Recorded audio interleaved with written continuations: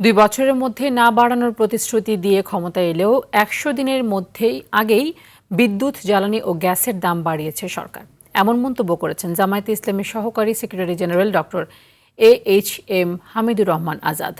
দুপুরে দলের প্রধান কার্যালয়ে ১১ দলের এক সংবাদ সম্মেলনে তিনি বলেন, বিএনপি সরকার স্বৈরাচারী কায়দায় দেশ পরিচালনা করছে। এ সময় সীমান্ত হত্যা নিয়ে স্বরাষ্ট্রমন্ত্রীর বক্তব্যের প্রতিবাদ জানিয়ে তিনি নিজ দেশের বিরুদ্ধে গিয়ে অন্য দেশের স্বার্থ রক্ষায় কাজ না করার আহ্বান জানান।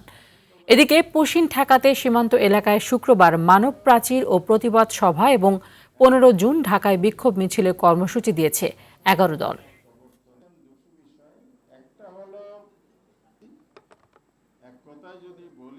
সরকার ক্ষমতায় আসার শুরুতে বলেছিলেন আমরা ২ বছর পর্যন্ত জ্বালানি তেলের দাম বিদ্যুতের দাম বৃদ্ধি করব না।